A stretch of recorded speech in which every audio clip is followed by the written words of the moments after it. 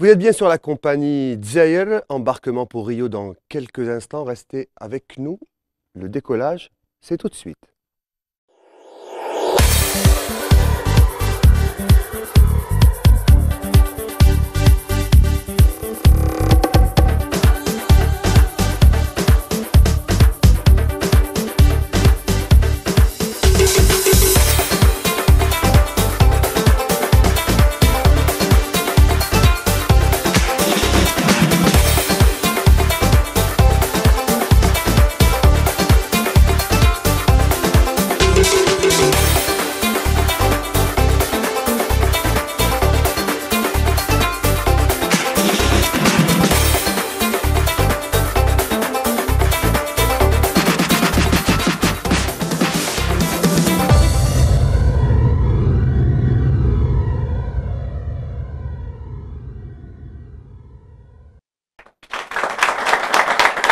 Madame, mademoiselle, monsieur, bonsoir. Heureux de vous retrouver pour un nouveau voyage, un nouveau vol. Dzahir Rio, comme tous les mois, nous allons vous faire voyager jusqu'au Brésil. Bien sûr, tout cela pour vous faire languir et attendre jusqu'à cette fatidique date.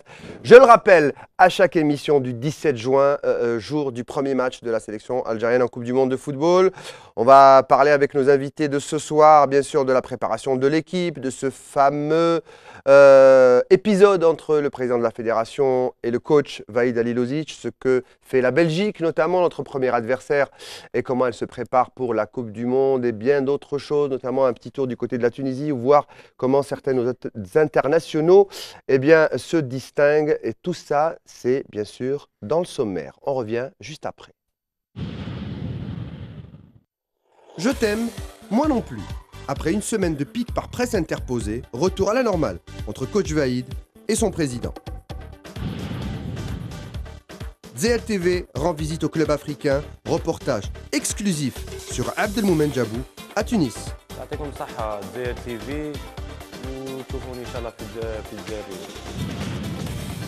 Malgré les dernières déclarations de Vahid Halilovic, Youssef Belaïli ne perd pas espoir, il est dans l'antichambre de Dzahir Rio. L'interview rétro de la semaine avec l'ancien goléador des Verts, Tej Ben Saoula, interviewé par Awali Bessol. L'invité de cette semaine, l'ex-international et défenseur du Mouloudia d'Alger, Habib Belaïd. Dzahir Rio, c'est tout de suite.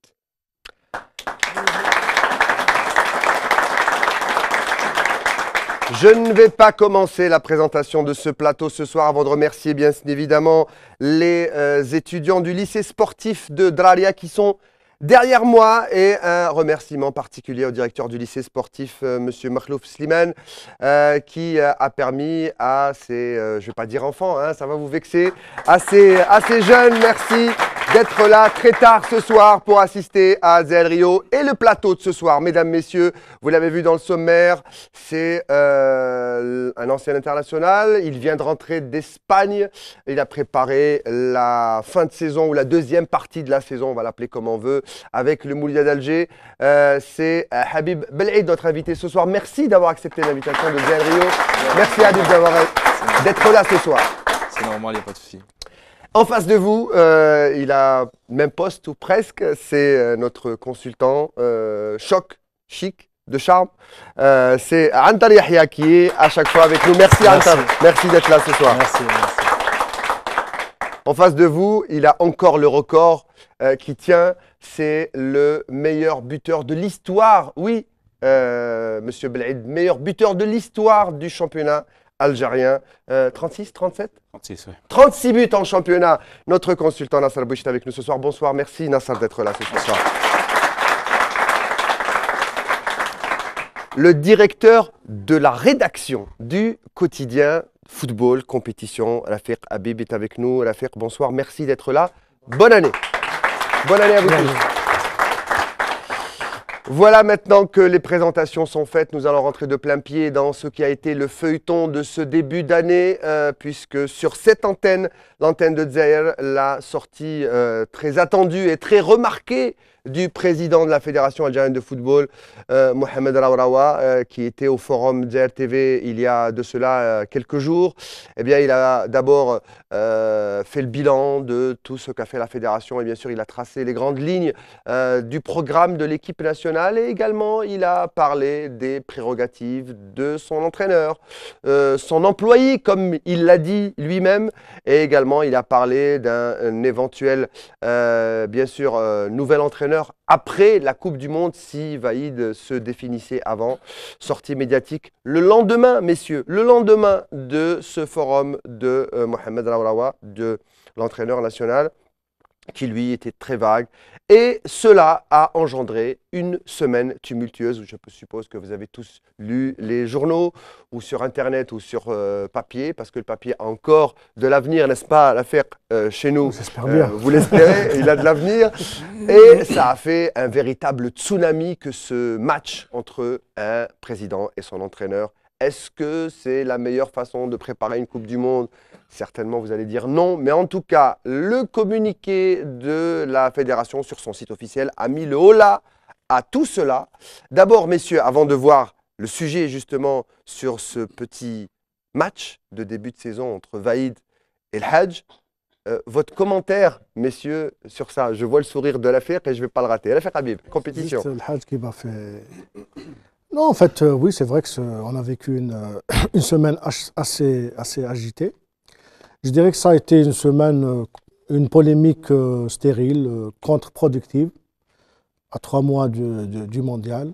Ça a été une espèce de poker menteur entre deux égos surdimensionnés, c'est-à-dire deux hommes qui s'affrontaient. Deux grosses personnalités. Deux grosses personnalités, ou deux grandes personnalités, selon, qui s'affrontaient par, bon, j'aime pas ce mot, par presse interposée, parce que finalement, la presse à la bandeau, c'est-à-dire c'est pas la presse qui fait l'événement. Oui, parce qu'après, elle était coupable de mettre, voilà, de monter mais en réalité, ils n'ont pas besoin de la presse pour se tétiller. Je pense que le problème est plus profond. Peut-être qu'ils ne se parlaient pas. Ben, oui. Enfin, sûrement. Vous pouvez enlever le peut-être. C'est-à-dire, il y avait un malaise avant. Je pense que le malaise remonte assez loin. Déjà, je ne sais pas si vous vous souvenez, mais juste après la qualification, Vaïd a lâché une petite bombe. Il a dit je suis fier, je suis content pour la qualification, mais je ne sais pas si je vais aller en Coupe du Monde. Ça a été un petit peu la première déclaration qui est un peu il paraît qu'il s'exprime mal en français. Bah écoutez, oui, on peut ne pas bien s'exprimer en français, mais je ne pense pas aller en Coupe du Monde. C'est facile à comprendre, que ce soit en français ou même s'il l'avait dit en croate ou en serbo-croate, on l'aurait, plutôt en bosnien, on l'aurait compris. Bon, après, je pense que, j'espère que tout est rentré dans l'ordre depuis le communiqué de la FAF, puisque chacun a mis un peu d'eau dans son lben, pour ne pas dire autre chose. Donc, il y avait le communiqué qui a un peu apaisé la chose. Avant le communiqué, il y avait la déclaration de M. le ministre de la Jeunesse et des Sports, qui est allé un peu dans le même sens. Et depuis, on n'a plus entendu parler Vaïd Aliozic, qui apparemment va venir à la fin du mois pour reprendre son boulot le plus normalement du monde. Et on parle d'une du moins jusqu'à la... Pardon ? On parle d'une rencontre en février entre les deux hommes. Ben, on parle de beaucoup de choses, on verra bien. Alors, on va voir ce sujet, messieurs, et on revient justement pour parler de ce début d'année tumultueux. C'est le moins qu'on puisse dire. On regarde ce sujet, la polémique à Rawraoua Vaïd. Et c'est terminé. L'Algérie est qualifiée pour la 4e fois de son histoire en Coupe du Monde. Le 19 novembre 2013, deux hommes nous donnent une leçon d'entente parfaite. Mohamed Rawraoua et Vaïd Aliozic étaient au paroxysme du bonheur en fêtant la qualification de l'Algérie à la Coupe du Monde du Brésil. Cette communion a fait croire que le patron de la FAF et le sélectionneur national ont fait table rase sur leurs différends pour se tourner ensemble vers un nouveau départ, le mondial brésilien. Mais les choses ne se sont pas passées comme prévu. Une guerre froide s'est déclenchée à 6 mois seulement du rendez-vous mondial et le courant ne passe plus entre coach Vaïd et son président.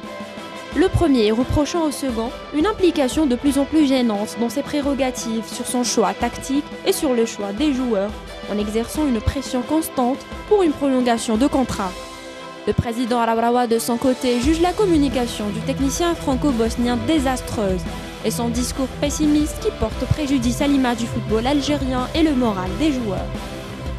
Au final, les deux parties ont trouvé le coupable idéal à cette brouille afin de mettre fin à ce mauvais feuilleton. Jeter de l'huile sur le feu, tel était le crime d'une certaine presse locale ou encore étrangère qui aurait abouti à une tempête médiatique. Frisons le ridicule, ce qui a fait déborder un vase déjà plein. La tension entre les deux hommes monte, le premier parle, l'autre répond. Des sorties médiatiques qui indiquaient que le divorce entre les deux parties était inévitable. La presse ne boude pas son plaisir en prolongeant le feuilleton. Plusieurs noms d'un éventuel successeur du coach franco-bosnien font les unes, à l'image des Italiens Giovanni Trapattoni et Marcelo Lippi, pour les Français Philippe Troussier et Hervé Renard.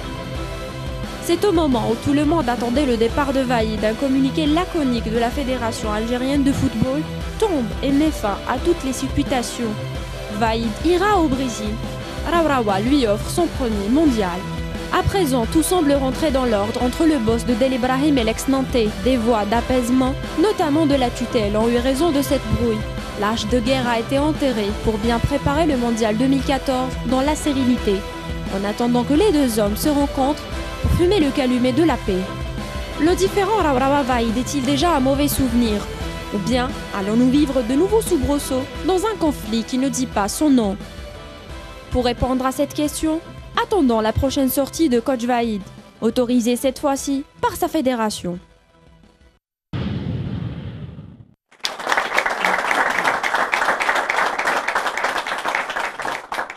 Voilà, cette fois-ci, si on veut une déclaration de Vaïd, on va le demander bien sûr à la commission média de la fédération parce qu'il a ordre de ne plus parler. Alors, la question de Khadija qu'on vient d'entendre, est-ce que Vaïd va aller jusqu'au bout ou pas? Ou est-ce que vous croyez franchement que c'est un épisode qui est complètement clos? Antar. Vous savez déjà, le fait que M. Halilodzic ait recours au côté média de la fédération pour pouvoir parler aux médias, ça c'est tout à fait normal. M. Halilodzic a évolué dans des clubs en Europe ou ailleurs.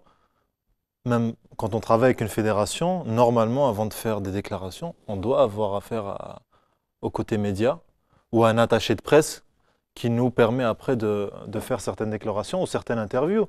Là, on est vraiment dans quelque chose de très basique qui fonctionne, on va dire, pour tout le monde. Maintenant, est-ce qu'il va être le prochain entraîneur de l'Algérie pour la Coupe du Monde? C'est une autre question parce qu'il y a encore quelques mois… C'est ce que dit la fédération en tout cas.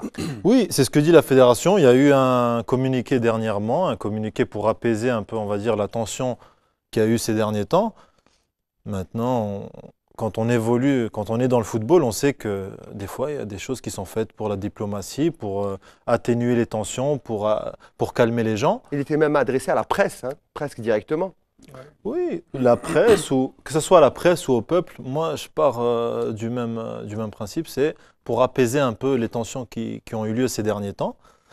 Maintenant, les prochaines semaines, elles vont nous dire, elles vont beaucoup nous donner d'informations concernant les jours et les mois à venir, parce qu'on a affaire à un problème, on va dire, avec deux personnages de très fort caractère, mais aujourd'hui, la fédération, elle est dans son plein pouvoir et dans son droit.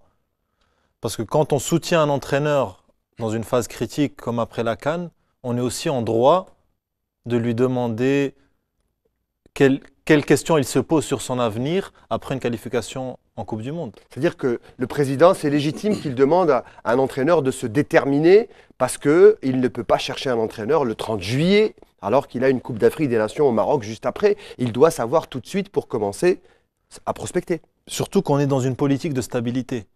Quand on garde un entraîneur après une Coupe d'Afrique, malgré un échec, on est sur une politique de stabilité. Quand on se qualifie à une Coupe du Monde et qu'il y a une Coupe d'Afrique qui arrive juste après, on veut toujours se maintenir dans cette politique de stabilité. Donc, on a envie de savoir quels sont les projets de cet entraîneur. Après, bon, dire tous les débats sont ouverts et si on est ce soir autour de cette table, c'est pour pouvoir échanger ses avis et ses idées concernant ce problème aussi. Nasser Bouech. Le président, il y a déjà, après l'élimination de l'Algérie en Coupe d'Afrique, c'était un passage douloureux. Et le président de la fédération lui a tendu la main et lui a renouvelé sa confiance pour justement reprendre cette équipe nationale pour la qualifier dans ce mondial. Alors je pense qu'il y a les discussions juste avant un mondial de 4, 5, 6 mois. Normalement, ça se règle dans un bureau.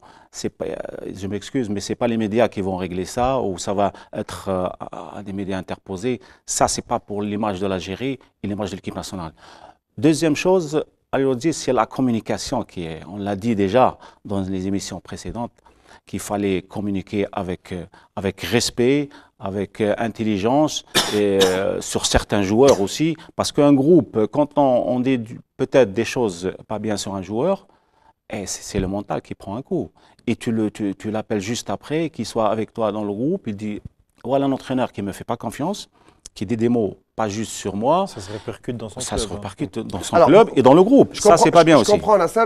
On va répéter parce que Vahid, dans sa dernière sortie médiatique, il a dit la réputation que j'ai, tout ça, c'est à cause des médias. Je ne me trompe pas, hein. Il a dit tout ça, c'est la faute des médias, ils ne me comprennent pas. Je pense pas. Ils n'ont pas de respect pour moi. Je suis pas d'accord avec toi. Alors, ce qu'on va dire ce soir, c'est qu'il est vrai que Vahid, et on a discuté avec beaucoup de responsables de la fédération, de responsables importants, qui ont dit qu'il a fait un changement quand même. Il arrive à gérer un groupe qui n'était pas peut-être par le passé géré d'une telle manière. Mais c'est pas le même groupe. D'abord, c'est pas le même groupe. C'est pas le même groupe. Mais peut-être que la fédération, Habib Blade, peut-être que la fédération reproche peut-être à Vahid d'être défaitiste dans la presse. Est-ce que, allez, une question simple. Première question, vous étiez en Espagne en préparation avec le Moudia d'Alger pendant cette période. Je ne sais pas si vous êtes parti avant. On est parti avant, donc on n'a pas vraiment suivi ce qui s'est passé. Sur Internet, est-ce que vous avez d'abord entendu parler de cette polémique Rawalawa, Vahid Dalilozic? Je ne vais pas vous mentir, non. Parce qu'on se concentrait, nous, sur notre travail. Donc c'est un très bon stage. Voilà. Et c'est un défenseur. C'est un très bon stage. Qui se défile un petit peu. Après, il faut comprendre que moi, je suis encore sélectionnable. Donc, je ne rentrerai pas dans ce débat-là. On vous l'espère. On n'est pas là pour polémiquer. Voilà, non, mais c'est pour ça que c'est une sorte de question auquel je ne peux pas répondre en tant que... Juste une question. Alors, on ne va Oui, pas voilà, vous faire rentrer dans ce genre de polémique. Et si on peut vous faire sélectionner à partir de cette émission, on sera les premiers très contents. Faites-le, il n'y a pas de problème. On ne détient rien ici. Oh, dommage. Voilà, de toute façon, moi, je peux te dire tout ce que je veux. Je suis pas mal du pied droit et très mauvais du pied gauche. Donc, Vahid, il va certainement pas me sélectionner. Il y a certains médias qui non, ce que je voulais dire, un petit peu. Ce que je voulais dire, Nassal, c'est tout simplement, est-ce que des déclarations défaitistes d'un entraîneur, je ne vais pas dire le sélectionneur, d'un entraîneur, quel qu'elle soit, de club ou de sélection, est-ce que ça peut jouer sur le moral d'un joueur? Quand, par exemple, on entend un entraîneur dire « Oh, mon équipe n'ira pas au deuxième tour ou au huitième de finale de la Champions League ou n'ira pas en phase de poule de Champions League africaine », est-ce que ça joue dans le moral des joueurs ou est-ce qu'il y a une connivence entre le coach et son vestiaire par rapport à ces déclarations médiatiques? On va dire ce qui est important, c'est que l'entraîneur, c'est un commandant. Si ton commandant, il n'est pas optimiste et pessimiste, forcément, les sergents, les adjudants, ils vont pas le suivre.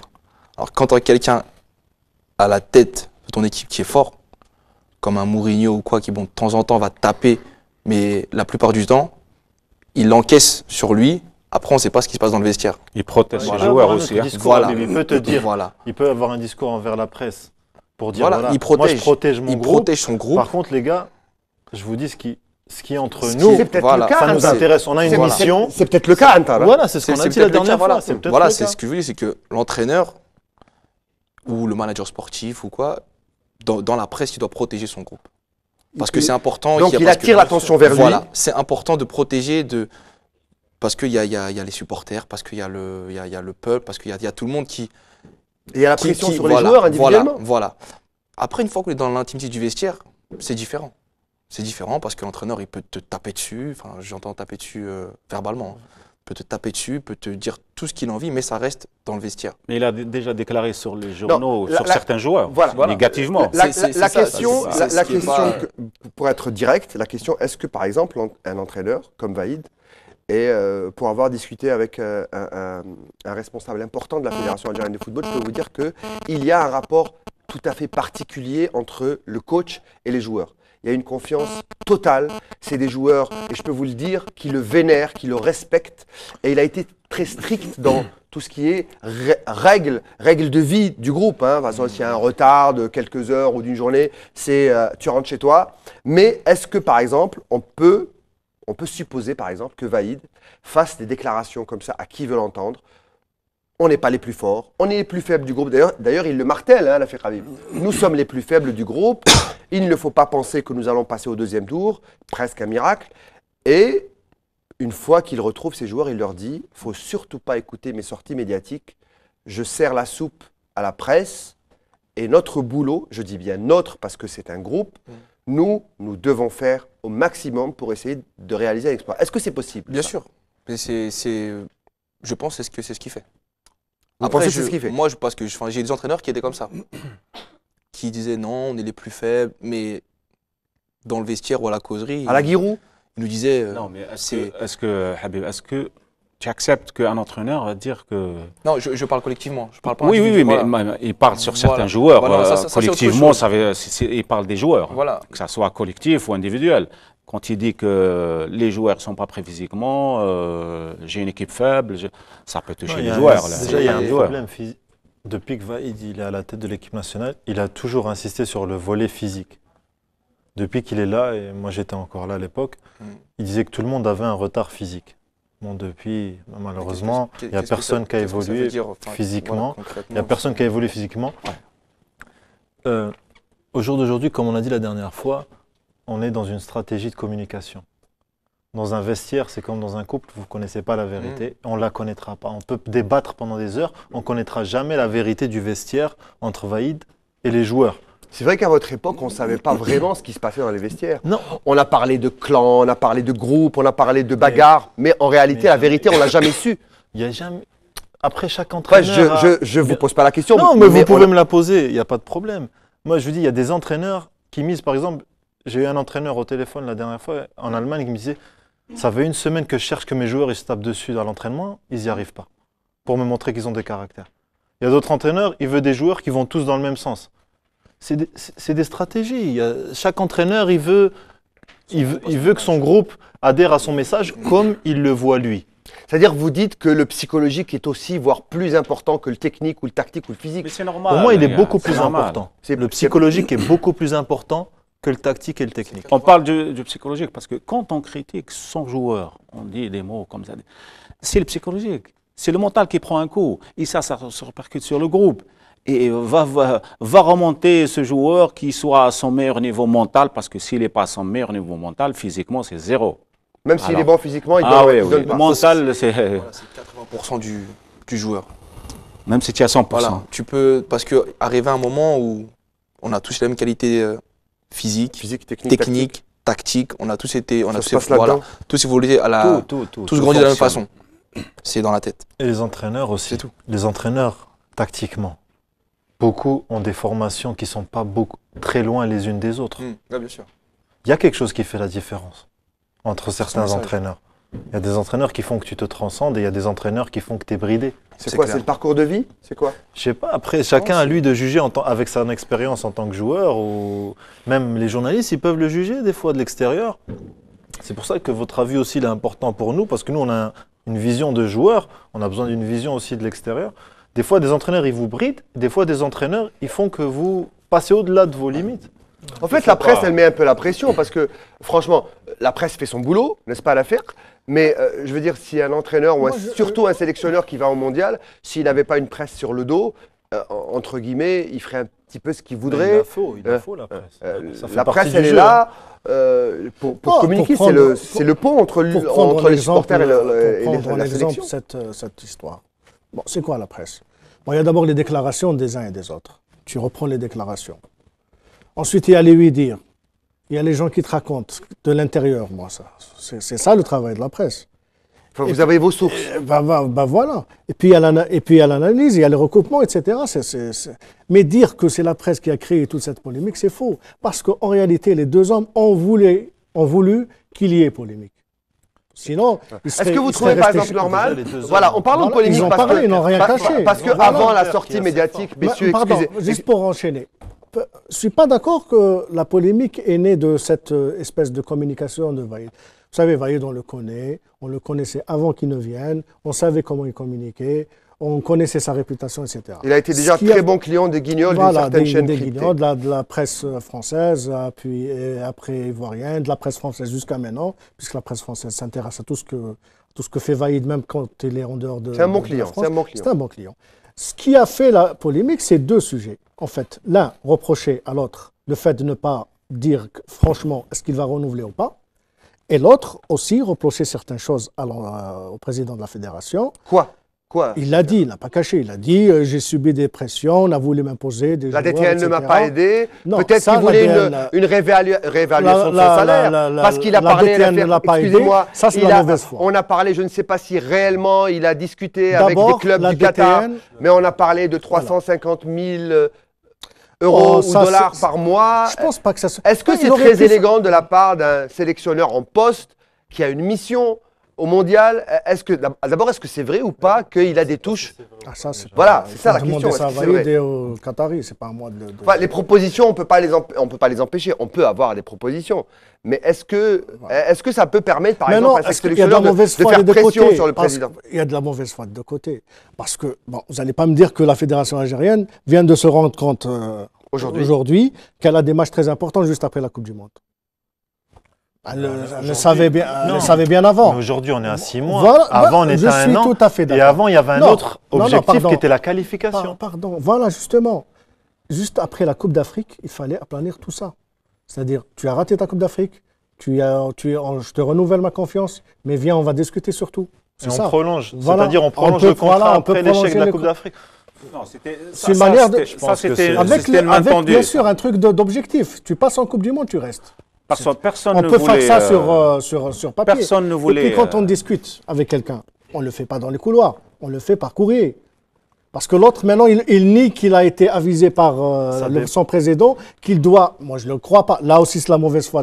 Parce que Rawarawa l'a effectivement abordé pour lui demander est-ce que tu restes ou pas. Excusez-moi juste de couper par rapport à ça, mais quand on connaît, on va dire, la façon d'agir de la fédération, je ne vois pas l'intérêt de la fédération de dire qu'elle lui a communiqué alors qu'elle ne l'a pas fait.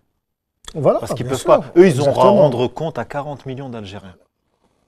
D'accord. Voilà. Au jour d'aujourd'hui, c'est une grosse responsabilité. Si M. Vaïd Alilodzic, si ça ne marche pas en Algérie, il n'a pas à rendre compte à tous les Algériens. La fédération, elle a à rendre compte. Donc, je ne vois pas si la fédération, elle lui a dit faut nous donner un retour ou il ne faut pas nous donner un retour. Voilà, ils ont un plan de charge. Ils ont un plan.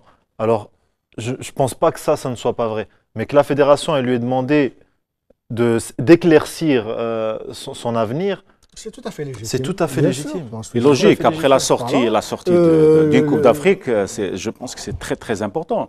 Quand un entraîneur et un président de fédération, c'est comme si tu rends service à quelqu'un et il te renvoie l'ascenseur. Voilà, il te renvoie l'ascenseur. En fait, et c'est ce qui a été le vous cas. Même les Belges sont en train de vivre la même chose. On va y revenir. Vous n'allez pas me couper mes effets, l'affaire Habib, s'il vous plaît, parce que les fiches, c'est moi qui les ai.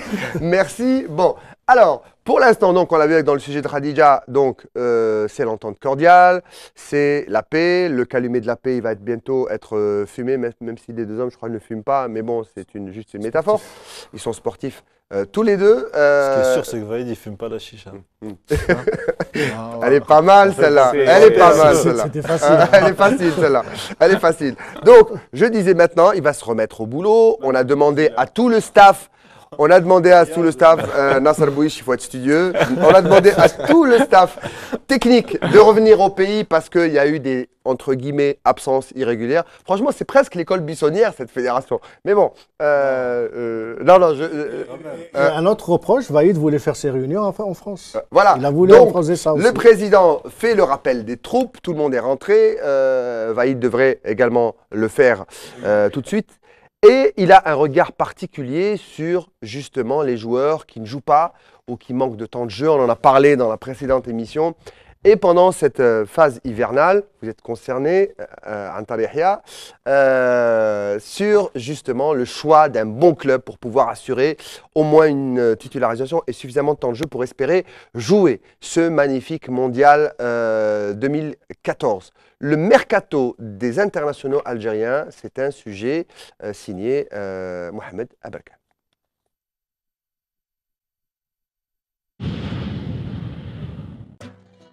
À seulement 6 mois du mondial brésilien, plusieurs internationaux algériens traversent une période de disette en cette première moitié de saison. Accusant un manque flagrant de temps de jeu, ils savent pertinemment qu'ils sont en mauvaise posture pour une éventuelle convocation en Coupe du Monde. Être opérationnel, condition sine qua non du sélectionneur Vahid Halilović.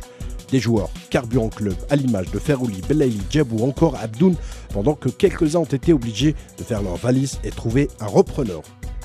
Prêté par la Real Sociedad, Yacine Bentaïba Kadaboro, en manque de temps de jeu avec son ancienne équipe, a posé ses bagages dans le sud de l'Espagne, à Majorque plus exactement, dans le but de répondre aux exigences du sélectionneur national qui souhaite avoir des joueurs compétitifs pour la phase finale du mondial, reste à présent à s'imposer au sein de son nouveau club. Le défenseur Carlo Medjani, qui compte 23 sélections, s'est vu signifier la porte de sortie. Obligé de plier bagages, Medjani se retrouve du coup à Valenciennes après avoir été prêté depuis l'été dernier par le club de l'AS Monaco à l'Olympiakos Le Pirée. En manque de temps de jeu, lui aussi en Grèce, le défenseur central a opté pour un retour en Ligue 1 afin de ne pas hypothéquer ses chances de disputer le mondial. Écarté de la sélection pour des raisons que tout le monde connaît, mais qui restent toujours sélectionnables. Et après une hésitation de dernière minute suite à une offre de West Ham, Riyad Boudebouz a finalement apposé sa signature à un contrat de 3 ans avec le Sporting Club de Bastia. Transféré pour un peu plus d'1 million d'euros, Boudebouz quitte donc son club formateur pour une nouvelle étape dans sa carrière et tentera de se relancer en Corse au sein d'un club qui a réalisé un très bon recrutement cet été. D'autres joueurs sont sur la sellette, l'Interiste Ishaq Belfoudel étant le meilleur exemple. Les dirigeants de West Ham et ceux de l'Inter Milan seraient parvenus à un accord de prêt de l'international algérien. Reste maintenant aux responsables du club anglais à parvenir à trouver un accord avec l'ancien club de Belfoudel, Parme, qui détient 50% de ses droits financiers. L'attaquant algérien qui a rejoint l'Inter l'été dernier n'a pas eu assez de temps de jeu, chose qui ne lui permettrait pas de faire partie des joueurs algériens sélectionnés pour le mondial brésilien. Et après avoir trouvé un accord avec l'Olympiakos Le Pirée, l'attaquant Rafir Djabour, qui ne fait plus l'unanimité, n'a pas attendu le mercato avant de décider de changer d'air. Le mois de septembre dernier, il rejoint le club turc de Sivasspor, meilleur buteur du dernier championnat grec. L'international algérien formé à Auxerre bénéficie d'une clause dans son contrat qui lui permettra d'éventuellement de rallier en janvier un club disposé à payer à l'Olympiakos sa clause de départ. Le mercato prendra fin le 31 janvier à minuit. Et d'ici là, on risque d'assister à d'autres rebondissements et des départs en masse des internationaux algériens en quête de temps de jeu.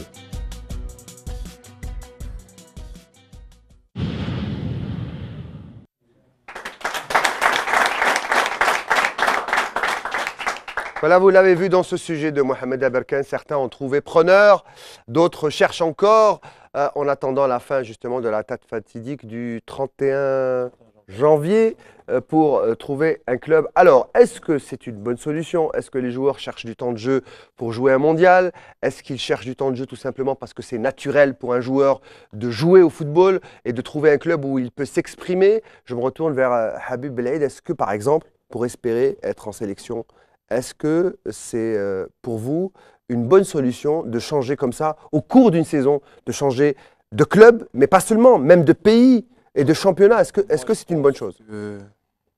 Il faut une certaine stabilité. Il y a eu plein d'exemples comme ça où les joueurs, même 1 an avant la Coupe du Monde, hésitaient à partir, à changer de pays, à changer d'environnement. Le championnat, oui. Il y a eu le cas pour Neymar, je crois qu'il a longtemps hésité avant d'arriver parce qu'il se disait ouais, j'ai la Coupe du Monde 2014, est-ce que je fais le bon choix de partir maintenant à Barcelone, tout ça. Et pourtant, lui, il a fait le bon choix parce qu'il est rare, il jouera le mondial. Je parle de Neymar, hein, je ne parle pas d'un joueur moindre. Comment il va jouer? Voilà, c'est ça. C'est que il y a un moment où il faut une stabilité. Après, c'est sûr que quand tu es joueur de foot, on t'a le droit de le dire, ou Nasser aussi, tu as toujours envie de jouer au football. Tu as toujours envie de jouer. Quand tu joues pas, tu es frustré, tu n'es pas bien. Mentalement, tu n'es pas bien aussi. Donc voilà. Après, c'est aussi à double tranchant. Tu peux repartir dans un endroit, arriver au mercato d'hiver, et puis c'est la même. Ça va être la même chose. Voilà, ça va être la même chose. Le risque que tu prends. Exactement. Si maintenant tu as joué la phase aller 2 matchs et que tu as un discours d'un club du même niveau ou même un niveau un peu moindre qui te garantit un certain temps de jeu avec un entraîneur qui te veut, qui te montre qu'il peut te rendre Les choses fort. sont claires dès le départ. Les choses elles sont claires dès le départ. Tu arrives, tu joues. Ça peut arriver. Et le contraire peut arriver aussi. Voilà, tu sais, prends un risque et au lieu d'en jouer 5, tu vas rien jouer du tout. Dans le football, on arrive, on te dit. Où il part parce qu'il ne joue pas, il veut tenter sa chance ailleurs. Tout dépend du discours du club qui va te prendre. Qui est preneur, c'est sûr. tout Mais des dépend fois, tu sais très bien comment ça se passe. Des fois, tu peux arriver dans un club et ne pas jouer aussi, tu vois. Parce que au jour d'aujourd'hui, dans le football, il n'y a plus beaucoup de paroles. Pour t'attirer, un club va dire tout ce que tu veux. Et une fois que tu es sur place, tu vois que la vérité est complètement différente. Moi, je voulais poser une question à Habib. Est-ce que toi, aujourd'hui, tu estimes que tu as ta place en équipe nationale, dans le groupe? Au jour d'aujourd'hui? Ouais, avec la qualité de joueur qu'il y a et tes parce qualités. que des fois, ça fait bien d'être prétentieux. Est-ce que tu as ta place en groupe? Ne fais pas Bah comme ouais, Brahim. je vais pas faire le modeste ou quoi. Ouais, bien sûr. On va voir un Bien peu sûr que j'ai le potentiel. le transit des joueurs, pour pardon, jouer dans cette, Habib Belaid. On va voir un peu sur ce tableau préparé par notre ami Taïeb, des joueurs qui sont partis. Voilà, Karl Medjani, lui, on savait qu'il était très mal à l'Olympiakos. Il a choisi Valenciennes. D'ailleurs, juste après son transfert, premier match de Valenciennes, il joue, il est titulaire. Donc, c'est un peu ce qu'il voulait. Et comme c'est une pièce maîtresse, d'ailleurs, je ne me trompe pas, messieurs, si je dis que c'est peut-être un des hommes du match de la qualif face à. C'est le joueur le plus utilisé, en tout cas. Voilà, il avait marqué. Yacine Kadamuro, lui, qui est prêté à Majorque par la Real Sociedad pour gagner du temps de jeu, lui aussi, il a migré, il reste dans le championnat espagnol. C'est peut-être une meilleure chose que pour Karl, hein. Même si Karl Medjani, il connaît bien le championnat français, il était plus au sud en Corse. Je continue, je vous laisse la parole. Riyad Boudbouz, lui, c'est bien. Hein. Riyad Boudbouz, Est-ce que lui, c'est fait, Belfodil? Est-ce que c'est fixe? on va arriver à Belfodil.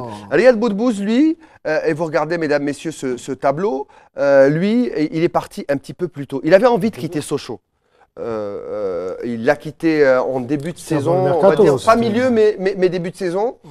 Il est parti à Bastia. Bon ou mauvais choix, la fin de saison nous le dira. Il a marqué un but avec Bastia. Un but, c'est ça, pas plus? Ouais. Un but avec Bastia, un beau but, mais c'est tout. Rafik Djibour, lui, a choisi d'être prêté.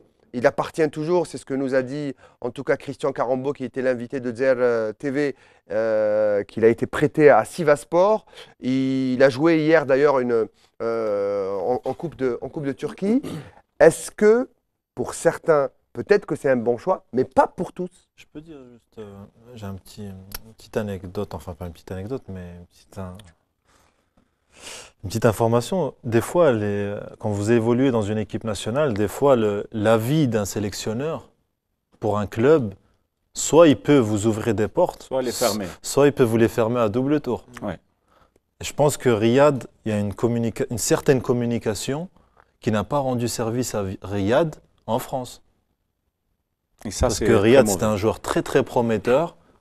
Il y a énormément de gens aujourd'hui qui se posent la question. Riyad, il est parti de Sochaux, c'est un club que je connais. Bastia aussi, c'est un club que je connais. Mais Riyad, il a un autre potentiel. Et je pense que de Bastia, il va faire vraiment un gros bond. On peut prendre des paris. Mais il y a une certaine communication. Vous avez joué aussi. Mais à un moment donné, il y a une communication qui a fait du mal à Riyad. Après, on peut se poser le débat. Est-ce qu'il fallait protéger Riyad, qui a 19 ans, 20 ans, qui peut déconner? La fameuse chicha dont parlait la Habib. Oui. Allez, on va faire. C'est Antar qui en a parlé. Ah, c'est vous qui. Non, j'ai parlé tout à l'heure, je disais que Vaïd, il n'aime pas la chicha, ça c'est sûr. Voilà. Maintenant, on peut dire que Riyad, il y a des choses qui lui ont coûté. Vous avez raison quand vous dites que Riyad Boudbouz, même à Sochaux, qui est un club très moyen, de milieu de tableau, voir maintenant en deuxième partie de tableau du championnat de France, c'est vrai qu'Ed Boudbouz était un joueur qui faisait parler de lui. Mais il fallait dans qu'il les parte, télévisions, dans les journées de il championnat. fallait qu'il parte de Sochaux fallait parce qu'il que parte, point de vue public, il le sifflait tout le temps. Mais lui, il voulait un meilleur club. Il voulait que Bastia. partir, il avait un souci avec ses dirigeants. C'est bien de partir, de jouer, d'avoir Bastia, des temps de jeu. Bastia, c'est connu pour être un club qui fait rebondir des joueurs. C'est pas le C'est un souci. club tremplin. Voilà. Maintenant, la chose, moi je dis, il y a une communication qui a fait mal à Riyad. Qu'on le veuille ou non, aujourd'hui, il y a une communication qui lui a fait mal Et la communication à son Dario image.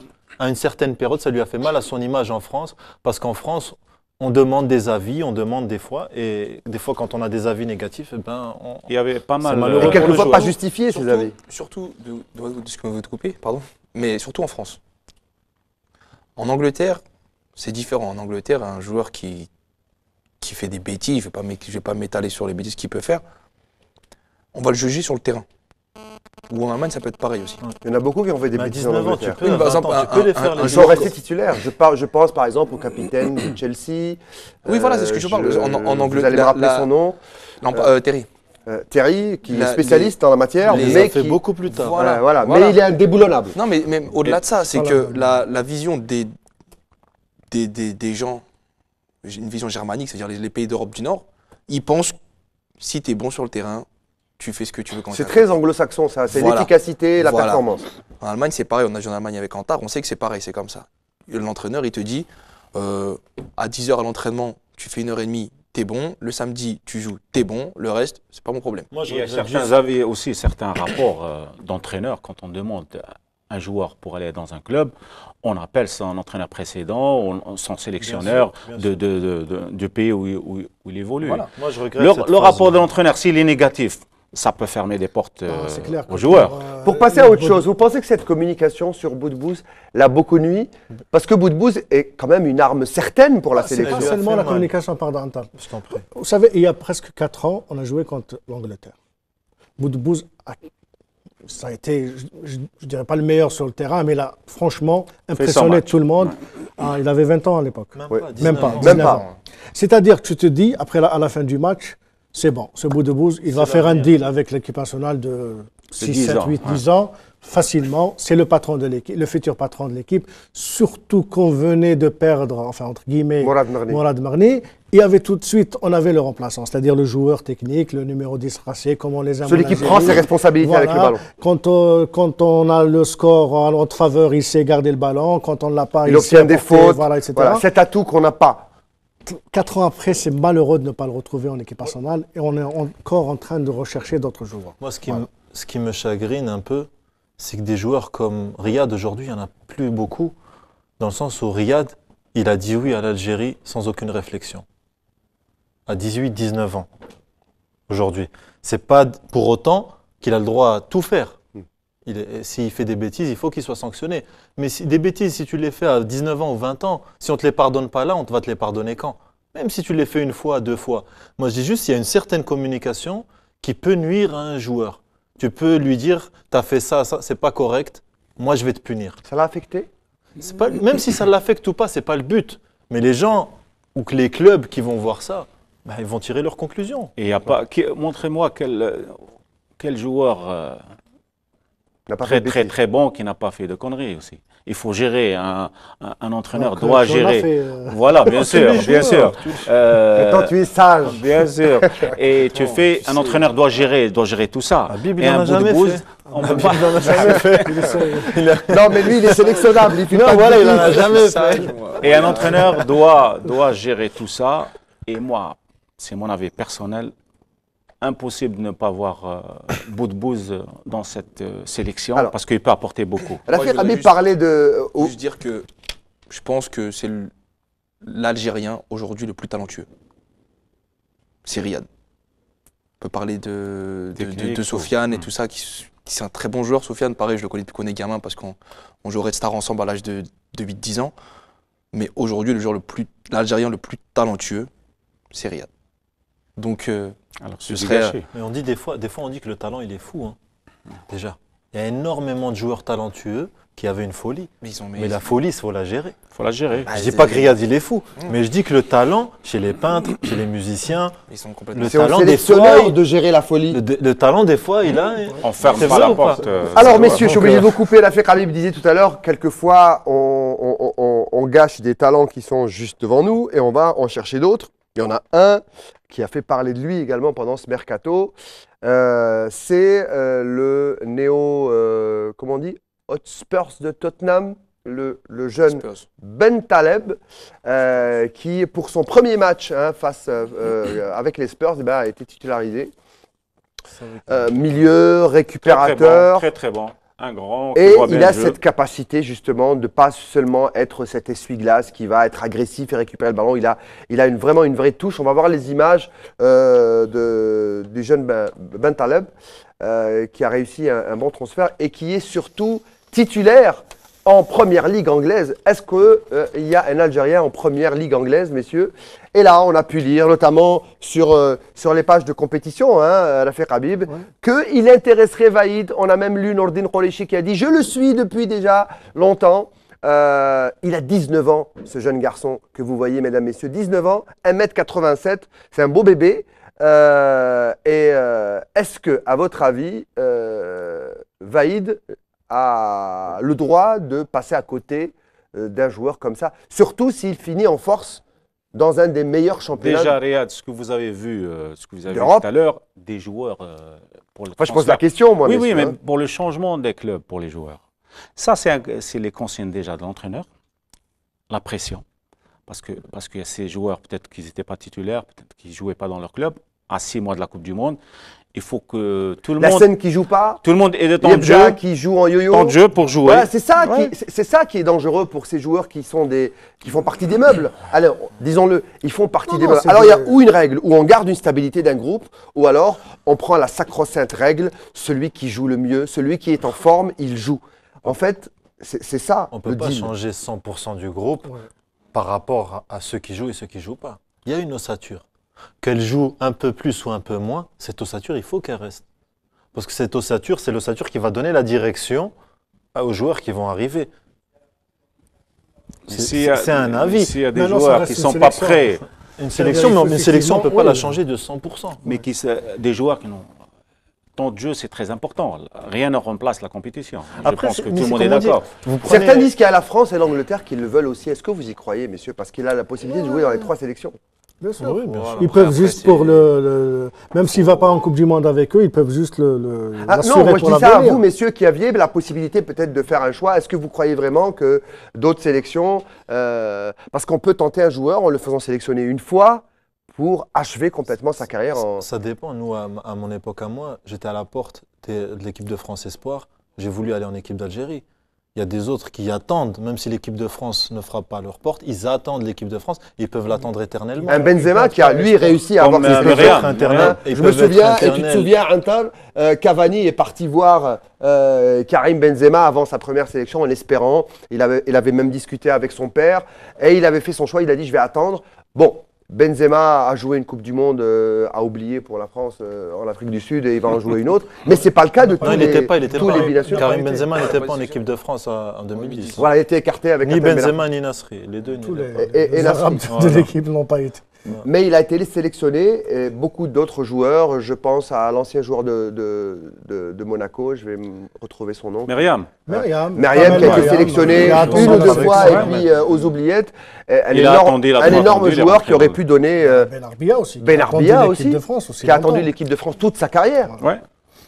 Bien sûr, c'est pour ça que, bon, s'il y a un joueur qui se décide très très tôt, En fait, il y a l'appel C'est du tout. cœur. c'est tout à son En honneur. fait, c'est un mélange des deux, Antar et Habib. C'est l'appel du cœur, d'abord, et c'est un choix de joueur aussi. Parce qu'il ne faut pas se voiler la face, messieurs. C'est votre métier. On rêve de. Moi, je de- vais vous parler en tant que.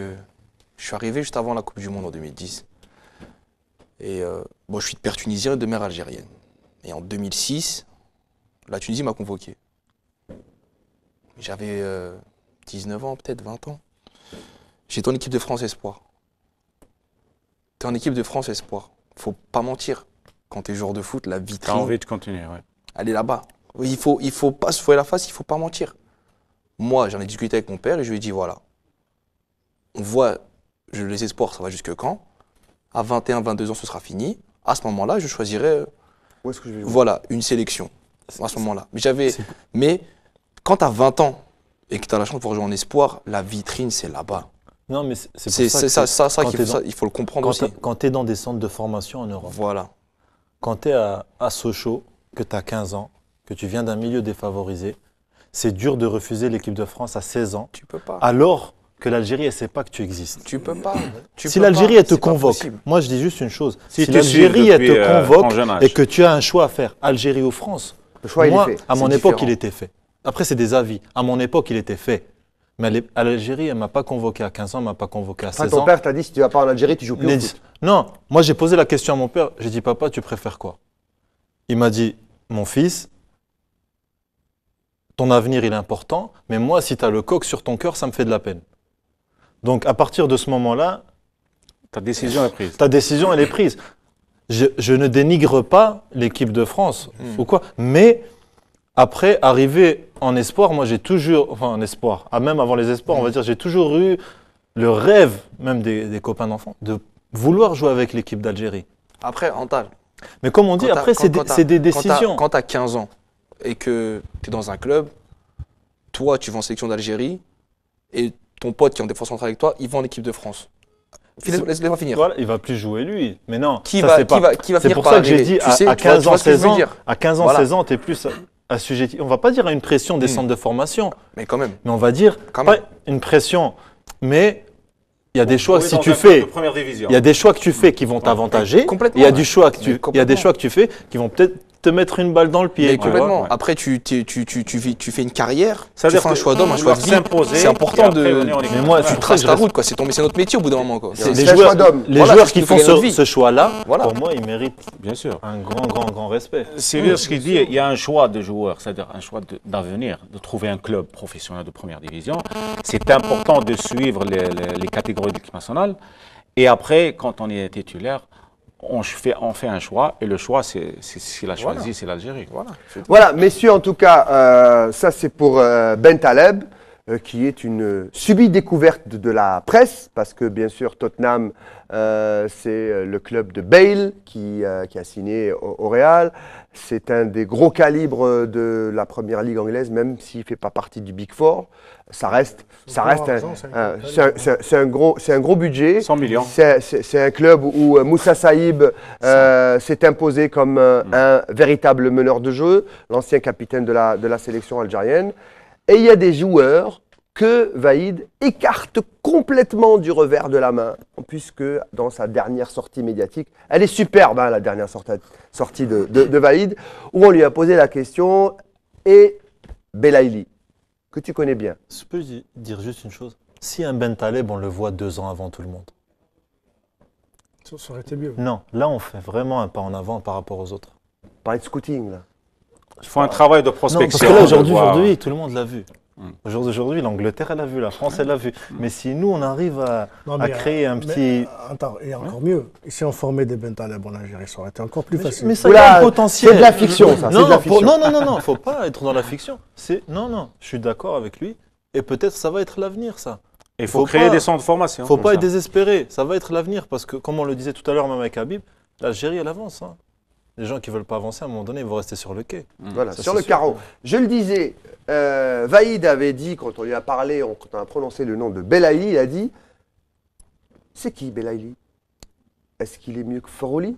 Est-ce qu'il est mieux que Soudani? Moi, j'en ai pas besoin. » Et ça, messieurs, ça a fait mal à ce jeune joueur, ancien joueur du Moulia d'Oran, qui fait le bonheur de l'Espérance de Tunis, un des grands d'Afrique. L'Espérance de Tunis, c'est votre ancien club. Antar Yahya, c'est un joueur que vous connaissez bien, vous allez nous en parler dans quelques instants.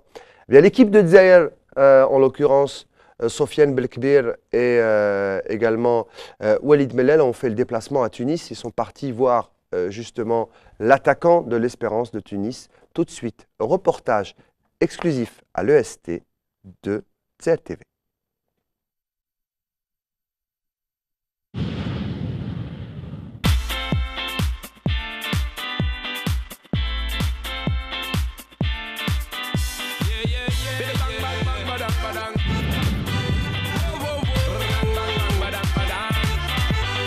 n'aurait pas sa place devant les Férouli, Soudani et Kadir. C'est ce que déclare Vahid Halilovic quand on lui demande les raisons de sa non-convocation au sein de l'équipe nationale. Cependant, les vraies raisons de sa mise à l'écart restent injustifiées et pas objectives. Il s'agit de Youssef Belaïli, l'étoile montante de l'Espérance de Tunis, un jeune joueur qui fait des merveilles chez les voisins, mais négligé chez lui en Algérie.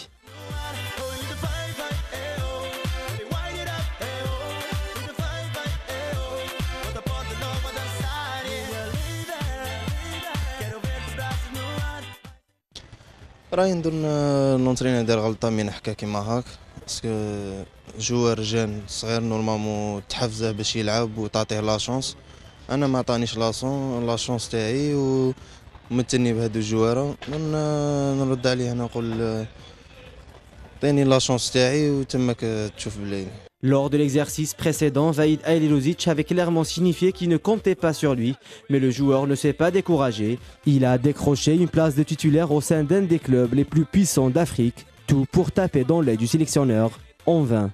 معليش انا نزيد نخدم ونزيد نبين شا عندي ان شاء الله كي نحترف في الاوروب ان شاء الله نزيد نبين اكثر ان شاء الله باش ان شاء الله بليطار نعاون ليكيب ناسيونال ومازالني صغير عندي 21. Né le 14 mars 1991 à Oran, Youssef Belaïli a commencé dans la petite école du RCG avant d'atterrir au MC Oran où il a fait parler de lui dès l'âge de 17 ans, enchaînant des performances de haute facture qui lui ont valu un contrat chez l'Espérance de Tunis, le club le plus huppé du championnat tunisien, 5 fois champion d'Afrique toutes compétitions confondues, 25 fois champion de Tunisie. L'Espérance sportive de Tunis est une grosse cylindrée du football maghrébin et africain. التجربة تاعي مع الترجي كانت مليحة وين تعلمت بزاف سيتو في لي زونطرينمون كلشي ميم في التجربة الإفريقية تاني تعلمت بزاف. En Tunisie, Belaïli apprend vite, quoi de plus normal puisqu'il s'agit d'un club disposant de tous les moyens nécessaires, un stade et des infrastructures qui n'ont rien à envier à ceux des équipes européennes. Je suis persuadé que Belaïli est un des meilleurs joueurs de l'UST. Il a beaucoup de talent et beaucoup de qualité, et je suis sûr qu'il va y aller loin avec l'Espérance. برشا ماتشات هو يربحنا ونتمنى له ان شاء الله يزيد يخدم اكثر ويمن بروحه اكثر خاطر عنده بوكو دو كاليتي وحرام باش لاعب كيما هكا معنا المنتخب الجزائري ما يستفيدش منه. حياتي اليومية كما نقول ديما مون لونطريمون ندخل للدار نريح بارسا كما نقول نخرج مع صحابي نتقهوى في اللاك ولا في المرسى. خطرات نتلاقى بهم خطرات ملي كان هنا الموشية كنا نتلاقوا نتقهوى في رحبة مام جابوا عنتر كنا في رحبة. تعاون كما كل الجزائريين نظن خايفين مام كما نقول مام كنا رابحين 1-0 بصح خايفين لا يماركو كاع. فرحت بزاف و كما نقول نشكروا اللاعبين وكل ستاف تكنيك وكاع على اللي فرحوا كل الجزائريين. بيان سير كنت نتمنى حتى كل جوار كما كل جوار نتمنى باش نعاون ليكيب ونكون حاضر في الكاليفيكاسيون. معليش ان شاء الله منا لقدام ان شاء الله. ما ثاني تحبوا الرايه؟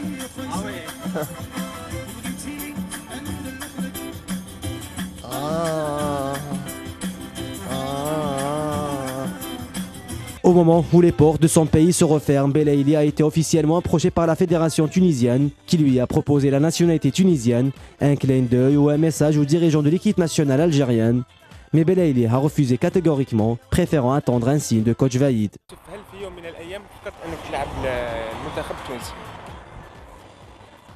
هذه كاستيون اللي هبلوني فيها بزاف الجزائريين وكاع من التونسيين. نقول قلت لهم قلت الاعلام التونسي جامي فكرت باش نلعب باش نبدل المنتخب تاعي الجزائري خاصة ما نلعبش معاهم نقعد هكا بلا منتخب معليش مهم ما نبدلش العالم تاعي. Si en club rien ne manque au jeune Belaïli pour s'épanouir, il semblerait qu'en sélection les chances sont beaucoup plus compliquées. Le joueur n'a jusque-là pas eu l'occasion de prouver son talent.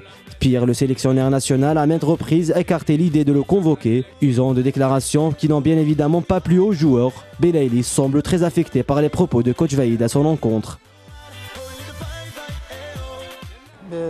بالنسبة لي نقطة إيجابية لونترينور ما يحبنيش شحال من خطرة ما كلمنيش مي بوغ ليكيب ناسيونال لي جوار نقطة كيما نقول ما تساعدهمش مام في عامين هو معاهم وكاع يتبدل عليهم لونترينور كلشي يتبدل ماذا بيا زعما كون يقعد لونترينور ومور كوب دي مون ان شاء الله يمشي. Pas d'équipe nationale pour le moment, mais Belaïli a de quoi se taper un moral d'acier.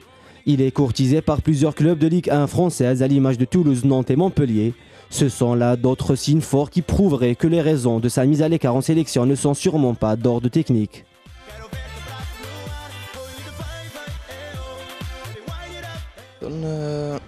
العروض جاوني من فرنسا تاني من بلجيكا وكاع ان شاء الله كيما نقول مازالني صغير راني نخمم باش نلعب في الاوروب ان شاء الله باش نبدا تجربه جديده ان شاء الله كيما نقول في هاد البيريود اللي خلينا نخمم مليح باش ندي شوا مليح ان شاء الله. إذن يوسف بعد الهدف ديالك الأخير في البطولة التونسية درت ان جاست لو سوبورتر هل ربما كنت تودع فيها؟ لا نظن هاد الجاست الكل قالوا لي لي سيبورتر مي هذا ماشي لي سيبورتر هذا جاست درته للناس يعرفوا.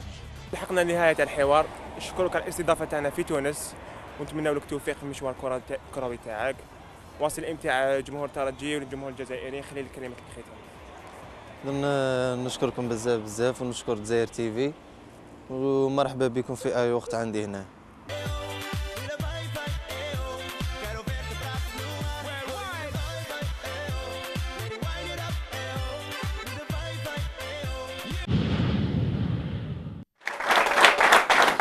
Voilà, Belaïli qui n'a pas qu'un superbe pied droit, il a également une superbe coupe de cheveux. Sofiane Belkibir qui est parti le voir, d'abord ça l'a beaucoup touché. Et c'est surtout les déclarations de Vaïd qui l'ont beaucoup touché parce qu'il a espoir d'être sélectionné. Il l'a déjà été, je crois qu'il a déjà été appelé en sélection, mais je pense qu'il voulait même quitter l'Afrique pour essayer de trouver un club en Europe. C'est son espoir en réalité, autant que jouer en sélection. Je pense, pour avoir connu Youssef personnellement à l'Espérance, la sélection c'est quelque chose qui l'obsède. À chaque fois qu'il y a une liste qui se prépare, il est là à regarder sur Internet, est-ce qu'il y est, est-ce qu'il n'y est pas, à regarder à la télé. On voit vraiment qu'il aime son pays, qu'il a envie de faire partie de cette liste. Maintenant, moi, je n'ai pas entendu les propos de Vaïd, je ne les ai même pas lus personnellement. Je vous les reprends en gros, il a dit « Pourquoi je prendrais Belaïli ? Est-ce qu'il est meilleur que Forouli? Est-ce qu'il est meilleur que Soudani ?» C'est ça l'affaire. En gros, il ne m'intéresse pas. Voilà. Mais il était catégorique et c'est peut-être ça qui a un petit peu touché l'espoir de Belaïli. Aujourd'hui, être catégorique sur un joueur, je pense que ça n'existe pas en football parce que la vérité d'aujourd'hui, ce n'est pas celle de demain. Aujourd'hui, il y a un joueur qui peut se blesser, il y a un joueur qui peut être en méforme, il y en a un autre qui explose et vous vous retrouvez à avoir besoin de ce joueur. Quel discours allez-vous adopter? Et justement, les déclarations d'un entraîneur, c'est d'ouvrir la porte à tous les joueurs, d'encourager certains joueurs qui font une bonne saison Saden m'avait dit pour rejoindre l'équipe nationale. La sélection, pour moi, est une porte de saloon. Saloon de Western. Oui. Dans les deux sens, elle est toujours ouverte. Et un joueur peut sortir à tout moment et un joueur peut rentrer à tout moment. Et c'est ça, Riyad, c'est les joueurs. Comment tu veux encourager certains joueurs de terminer, de faire une très bonne saison parce qu'ils savent qu'il y a un mondial juste derrière. Et ça, c'est très important. On trouve des joueurs actuellement, et ça reste mon avis personnel, je trouve quelques joueurs qui peuvent rentrer, qui peuvent être sélectionnés pour ce groupe, pour aller au mondial. Il y a pas mal de joueurs. C'est vrai qu'on ne peut pas changer beaucoup de choses, mais 5-6 joueurs, ils peuvent intégrer le groupe des 23. Habib Beled, vous comprenez le fait que Vaïd ferme complètement la liste, ou presque, il a dit, non. Moi, j'ai ce qu'il me faut. Non, je ne comprends pas parce que, mais elle n'est pas fermée. Déjà. Je suis sélectionnable, et 2, pour prendre le cas de Belaïli. Mesdames, messieurs, Habib Beled est sélectionnable, il est défenseur central du Moulinier d'Alger. Il ne m'a pas répondu. Et il est en pleine forme. Je lui ai posé la question, je lui ai dit, est-ce que tu as ta place en ce moment dans ce groupe de l'équipe nationale? Il ne m'a pas encore répondu. Oui, il a ma place. Fermée déjà. Après, pour en revenir, excuse-moi Rantal, par exemple à Belaïli qui, un peu dans le même profil, on va dire que Ribéry. Ribéry, il a été sélectionné en 2006, le jour pour le mondial. Et il a fait une Coupe du Monde extraordinaire. Extraordinaire. Donc pourquoi pas Belaïli? On ne peut pas dire qu'on ne peut pas un joueur. C'est pas le même poste. Je ne peux pas dire que je ne sélectionne pas un joueur parce que j'ai une ossature, j'ai un travail de 2 ans, de 3 ans. Non, un joueur, s'il est bon, il peut apporter tout de suite. Hein. Aujourd'hui, juste Youssef. Bleli, il ne faut pas qu'il se mette dans la peau d'une victime et qu'on va dire qu'il va encore se mettre encore plus sur lui-même et se dire « Ah, il ne me veut pas, il me veut pas ». Il faut qu'il redouble d'efforts, qu'il bosse, qu'il essaye d'être encore plus constant que ce qu'il est maintenant et qu'il fasse une phase retour extraordinaire pour mettre le sélectionneur dans l'embarras. Et il sera inévitable. Après, soit il est inévitable, soit il n'a aucun reproche à se faire à lui-même. Mais Antal, quand il entend ce qu'il dit, l'entraîneur, c'est qui ou je ne veux pas, est-ce qu'il est meilleur de faire Mais ça, il en entendra, franchement. Le joueur il en entendra encore à son Oui. avenir, il en entendra encore des entraîneurs qui vont lui dire « J'ai pas besoin de toi, je te veux pas ». Mais tu sais ce qu'il va se dire, lui, dans sa tête? Il va se dire, bon, tant qu'il ne part pas, je ne suis pas sélectionneur. Moi, j'ai parlé avec lui sur ce sujet, Youssef. Je lui ai dit, Youssef, tu n'auras pas toujours des entraîneurs, parce qu'on avait un entraîneur à l'Espérance qui jurait que par Youssef. Je lui ai dit, tu n'auras pas toujours que des entraîneurs comme lui, qui vont te demander comment ça va. Tu ne seras pas dans les 18. Voilà. Comment ça va, Youssef? T'as pas pris froid, t'as bien mangé. Il y a des jours, il y a des entraîneurs qui vont te dire, t'es nul, je te veux pas. Il faut réagir par rapport à ça. Il ne faut pas te mettre en victime, il faut lui montrer qu'il a tort. Et qu'il a tort, pas sur un match, sur 2 matchs, sur des mois et des mois, pour lui faire changer son Mais il faut avis. qu'il lui donne la chance de jouer, de le sélectionner, de lui faire confiance. Oui, c'est qu'il faut l'obliger à te faire jouer. Par sa performance. Voilà, on va rester en Tunisie, mesdames, messieurs. Je sais que derrière la vitre, les boss de cette émission, Madi Haddad et Rafiq Anir, sont en train de me pousser. Il ne reste pas beaucoup de temps. On va passer une petite page de réclame, de publicité dans quelques instants. Nous allons revenir, on va rester en Tunisie cette fois-ci pour un virtuose du ballon. Il s'appelle Abdelmoumen Djabou. Pub et on revient juste après.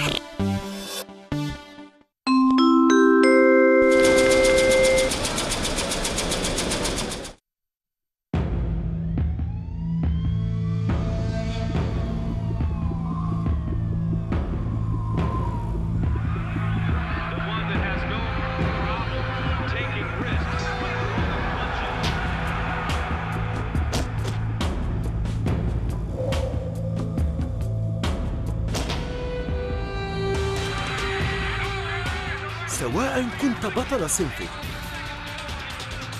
أو متراهنا جريئا فإنك تتعرق وتفقد الماء.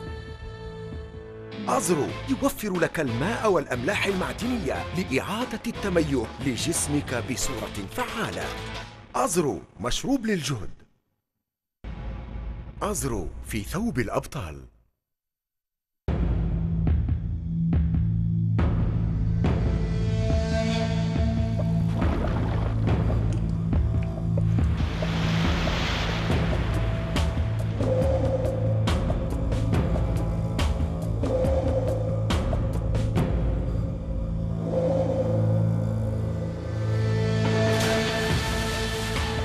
سواء كنت بطل صنفك أو متراهنا جريئا فإنك تتعرق وتفقد الماء. وها أن أزرو يوفر لك الماء والأملاح المعدنية لإعادة التميز لجسمك بصورة فعالة. أزرو مشروب للجهد. أزرو في ثوب الأبطال.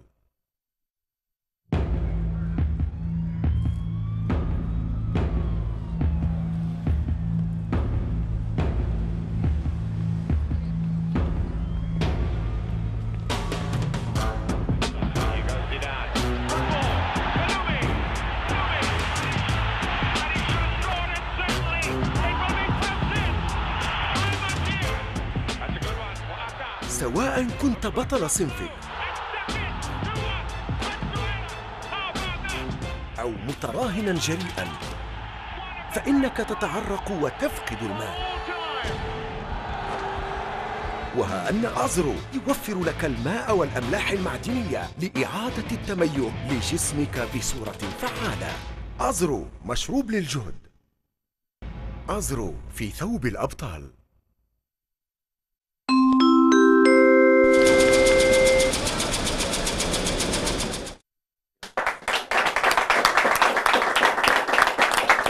De retour à Dzaïel Rio pour la deuxième et dernière partie de l'émission. Je vous l'avais promis, on reste en Tunisie après justement l'antichambre de l'équipe nationale avec Youssef Belaïli. Eh bien, Sofiane Belkbir est parti du côté du club africain, voir un petit peu comment se comportait un virtuose du football algérien, Abdelmoumen Djabou. Un des grands espoirs du football qui espère lui aussi aller au mondial. Il a été notamment au Chan face à la Tunisie justement. Reportage Abdelmoumen Djabou signé Sofiane Belkbir et Walid Mel.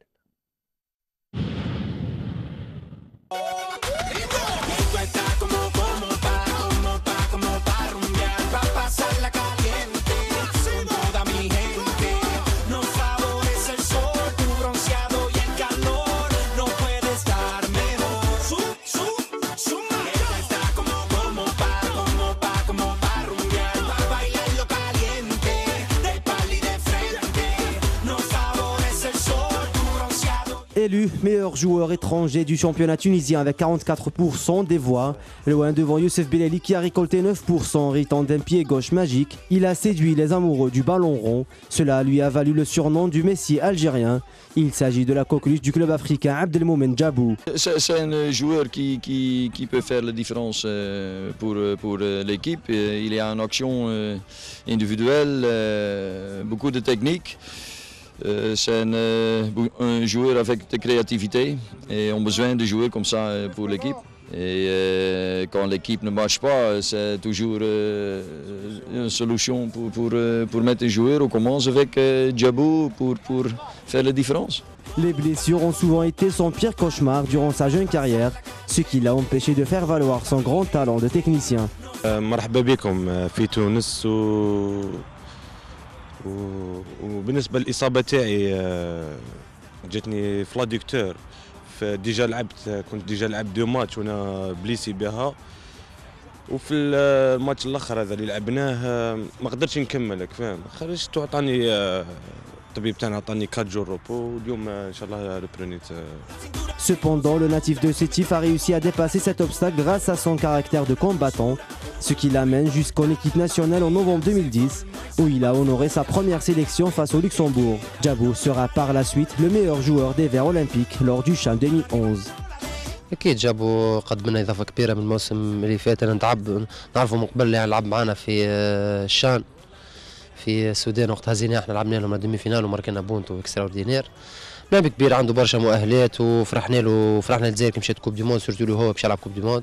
Grâce à sa qualité technique et son jeu incontournable, il suscite l'intérêt de plusieurs clubs européens, à l'instar de Montpellier et l'AS Monaco, avant d'opter pour le club africain en juin 2012 pour un montant d'1,780 milliard de centimes. مازالت لي كونترا في الكلوب افريكان المشكل هنا يعني ما حبوش يخلوني نروح البريزيدون هو اللي قال لي تكمل معايا العام هذا والعام الجاي ان شاء الله قال لي تقدر تروح باسكو راك تعرف رانا بريمي فاهم ما حبش وان شاء الله بالك ان شاء الله العام الجاي نروح ان شاء الله. De passage au MC Al-Ulma, l'USM Al-Harrach puis l'Entente de Sétif, le virevoltant gaucher du club africain ne cesse de faire étalage de ses grandes qualités techniques qui le placent comme étant un élément de valeur pour le football algérien et la sélection nationale. يعني مجموعة مليحة ودي جوار يعني كامل هي القوة تاع ليك ناسيونال في المجموعة تاعها يعني كي تجي داخل يعني وتعرف واش كاين في الجروب تعرف باللي هذيك هي القوة تاع ليك ناسيونال والحظوظ واش نقول لك طحنا في مجموعة قوية ما نكذبش عليك بصح يعني نجموا نفوتوا دوزيام تور نشوفها ان شاء الله. شو نقول لك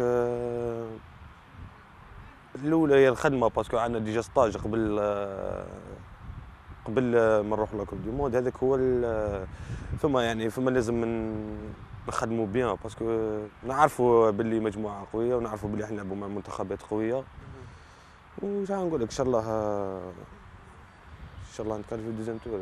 Souvent convoqué par Vaïd Halilović chez les Verts, mais relégué à chaque match sur le banc de touche, Djabou n'a pas été joui de la confiance totale du coach national. Ce dernier a même déclaré à maintes reprises que Djabou n'était qu'un petit joueur de 10 minutes. Voici sa réponse. راك تعرف شغل ليك ناسيونال ماشي كي الكلوب راك فاهم. ليك ناسيونال كاين دي جوار يلعبوا في الاوروب راك فاهم. كاين كونكورونس ما كبيره راك فاهم. و سي فري انا ما يعني ما نكذبش عليك ما مازلت ما ديتش يعني الفرصه تاعي كما يقولوا كامله.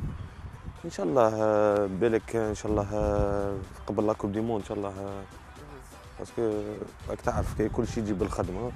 وعلى هذيك تاع 10 دقائق شغل تسمى واش غنقول لك لونطرينور هو انا كي تكلمت مع كي هضرت مع لونطرينور قلت له تسمى واش الهضره اللي هضرت هذه قال لي تسمى مش قصدي زعما جوار تاع 10 دقائق لما يحكي عارف تسمى انا فيزيكمون ما نقدرش فاهم كيفاه. ونظن الناس تعرف اسكو انا راني جوار تاع 10 دقائق ولا جوار تاع ماتش كامل فاهم. Abdelmoumene Djabou demeure en tout cas accroché à son rêve de disputer le mondial brésilien avec l'équipe nationale et pourquoi pas être la belle surprise de notre sélection au pays des magiciens du foot. بيان سير المونديال حلم يعني اي لاعب. وانا يعني كنت مع اللي جوار مع القائمه اللي كاليفات المنتخب الجزائري للكوب دي موند. ان شاء الله يا ربي نكون في القائمه اللي تروح المونديال ان شاء الله. مؤمن صايتي ان بليزير. خويا مرحبا بكم في اي وقت.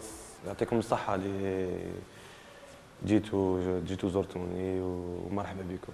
احنا معنا غير نتمنى لك التوفيق في المشوار الكروي تاعك ان شاء الله مع الكلوب افريكا مع الفريق الوطني ان شاء الله بون مونديال ان شاء الله. ان شاء الله يا ربي ان شاء الله يعطيك الصحه. وخلوا لك كلمه الختام. بون ان شاء الله الاول ان شاء الله نبرا يعني من البليسير تاعي ان شاء الله باش نكون في الماتش اميكال ان شاء الله تاع ليكيب ناسيونال الجاي ونوعد الجمهور تاعي اللي يحبني باش ان شاء الله نكون في المونديال وان شاء الله نفرحوا الجمهور تاعنا الجمهور الجزائري ان شاء الله. يعطيك الصحه عايشك.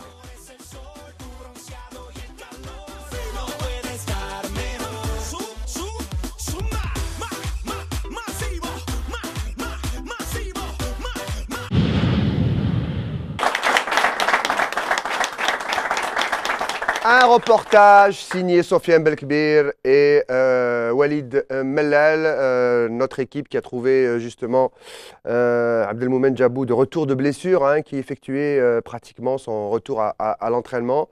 Un joueur qui a une réputation d'être timide, pas que la réputation, hein, c'est un joueur d'une extrême gentillesse, souvent timoré, qui s'exprime peu ou pas dans un groupe, mais sur le terrain, c'est un véritable patron, en tout cas il l'est devenu, capitaine du club africain pour ceux qui l'affrontent. En tout cas, ils savent qu'il est patron et qu'il dirige et qu'il parle beaucoup à ses joueurs. C'est clair que sur le terrain, Djabou est un joueur qui donne de la voix et il replace ses partenaires. C'est vrai, mais quand on le connaît dans la vie aussi, c'est quelqu'un qui communique. Maintenant, on va dire la façon dont il est mis en confiance au club africain, un club qui est vraiment très populaire, où tout le monde montre à Djabou que c'est un joueur important. Peut-être que ça le transcende, que ça lui donne une responsabilité supplémentaire. Une légitimité dans un autre pays, dans un autre championnat, notamment en Tunisie, ça va l'aider un petit peu à se transcender. Je me souviens de lui, quand je commentais les matchs à la radio, quand il jouait à Al-Harrach, il était déjà prêté par Sétif. À Al-Harrach, c'était une véritable icône, il était vénéré. Eh ben, il déridait pas un muscle du visage, il ne parlait jamais, alors qu'il faisait pratiquement toutes les décisions dans le club. Il était revenu à Sétif, avec lesquels il avait remporté des titres. Mais là, peut-être qu'en Tunisie, cette légitimité que lui rend le club africain, vous l'avez dit, très populaire, est-ce que ça va lui permettre de prendre une autre dimension, Habib? Ouais. Vous pensez? Ouais, bien sûr. Il y a énormément de joueurs qui s'expriment mieux quand ils sortent. Ouais, énormément. Et qui sont pas reconnus à leur juste valeur chez eux, mais une fois qu'ils sortent, ça devient des phénomènes, quoi. Et la reconnaissance du joueur, elle est importante. Djabou, c'est un joueur de qualité, il a beaucoup de qualité comme joueur. Il s'est imposé à Al-Harrach ou à Sétif, ou là il s'impose en Tunisie, on peut dire facilement parce que c'est un joueur de talent. L'équipe nationale, si on sait l'orienter et savoir aussi communiquer avec ce genre de joueur, parce que c'est un joueur discret, qui ne parle pas beaucoup, mais il sent que on le met en confiance et on a besoin, c'est un joueur, il pense que c'est un joueur important. Djabo peut apporter beaucoup à l'équipe nationale et c'est ça qui manque, je pense, cette communication qui manque en sélection. Pour terminer avec Djabo, vous le voyez dans les 23? Oui, à l'aise. Oui. À l'aise. Djabo, c'est un autre cas, parce qu'il est régulièrement sélectionné. Il est régulièrement sélectionné, oui. Donc je ne vois pas, bon, sauf surprise aussi. Hein. Sauf surprise. Djabo, en plus, dans son profil, il n'y en a pas beaucoup en sélection. Le profil de Abdelmoumen, un bon manieur de ballon, quelqu'un qui peut faire la décision sur un coup de patte. Lui, peut-être Ferrouli. Oui, surtout, même quand on est sur Sofiane Ferrouli, il est titulaire. C'est un titulaire à part entière sur les derniers matchs. Et Djabo, il sait que sur la plupart des derniers matchs, il a été plus remplaçant que titulaire. Mais il faut un groupe de 23. Et dernièrement, le groupe des 23, il a tout le temps fait partie de ce groupe-là. Donc je pense que, mon humble avis, il sera dans le groupe. Alors, pendant que le président de la fédération et l'entraîneur célèbrent leurs noces de quoi, messieurs? De diamants, d'or, de papier, de carton de Zahel Rio. Merci Mehdi Haddad. Eh bien, d'autres sélections se préparent pour le mondial. Tout de suite, le carnet de la Coupe du Monde.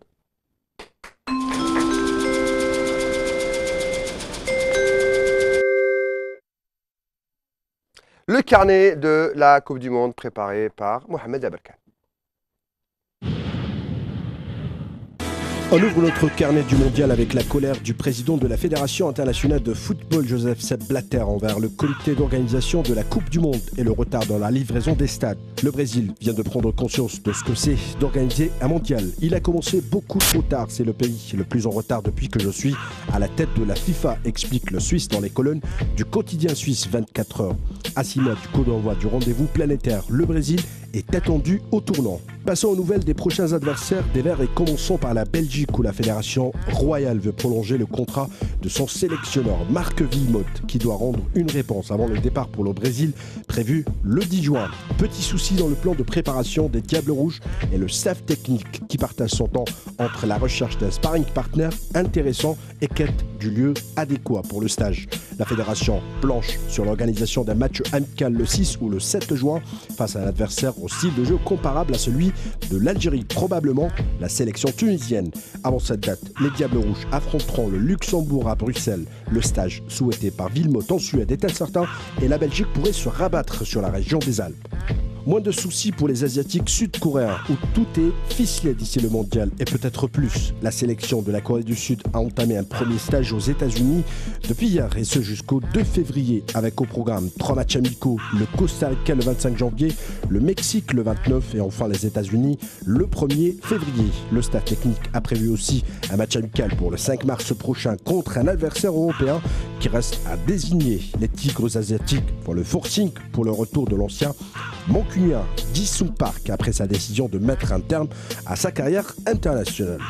On finit ce carnet du mondial avec la Russie. Fabio Capello annonce que la participation à ce mondial brésilien constitue pour sa sélection une étape préparatoire. L'objectif principal est de construire une équipe performante en prévision de la prochaine Coupe du Monde FIFA 2018 que la Russie va organiser. La sélection russe, dernier adversaire de l'Algérie au mondial, a prévu 4 matchs amicaux avant le coup d'envoi de la Coupe du Monde du Brésil 2014.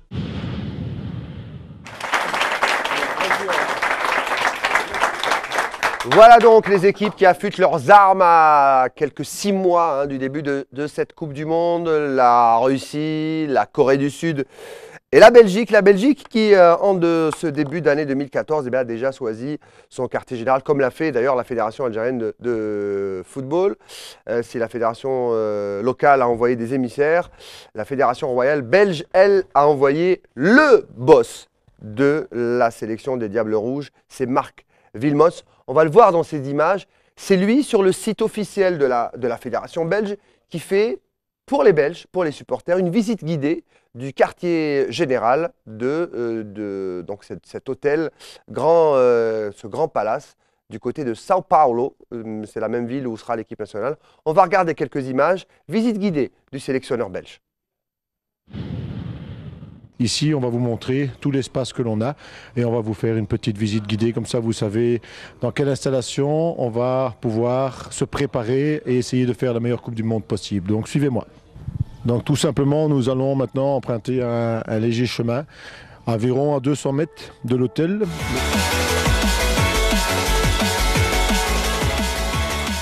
Voilà, je rentre sur le terrain, vous pouvez voir le terrain. Maintenant, pour l'instant, c'est évidemment l'été. Ici, c'est un peu sec, mais il est garni d'un système d'arrosage intégré qui nous garantit que le terrain sera en parfait état. Donc, on a demandé un deuxième.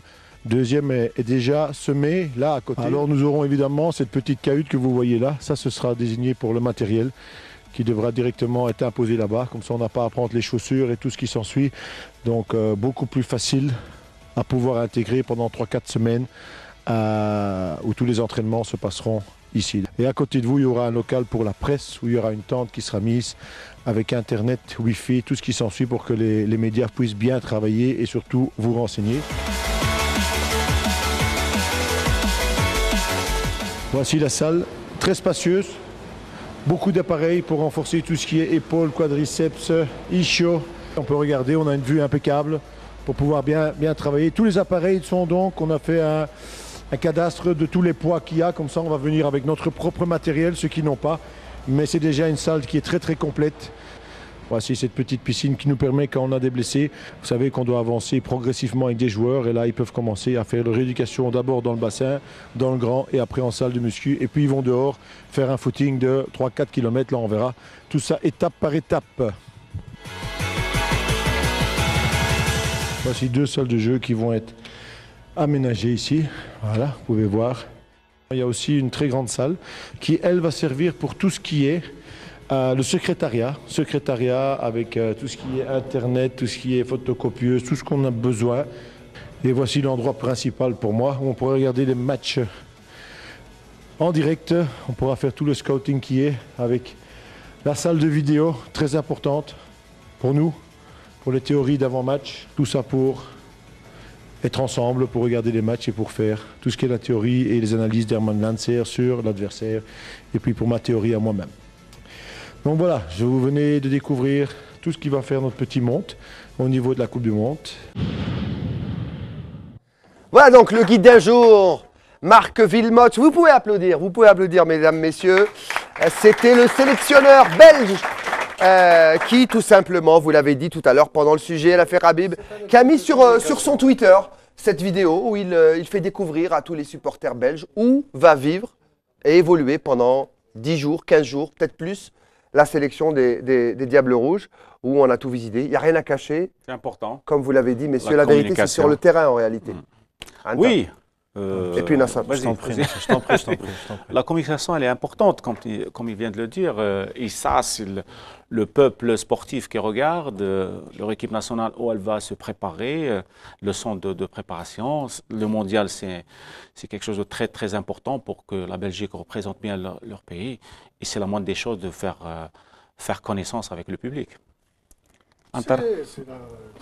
C'est une nation qui n'a pas la culture du secret, donc c'est la Glasnost, donc c'est la fédération qui a décidé un coup de communication pour associer un petit peu le public belge à cette Coupe du Monde et montrer en toute convivialité le lieu où se déroulera le séjour de l'équipe belge. Et puis on sent Marc Wilmots qui est un bon communicateur. Il a fait une Coupe du Monde en tant que consultant.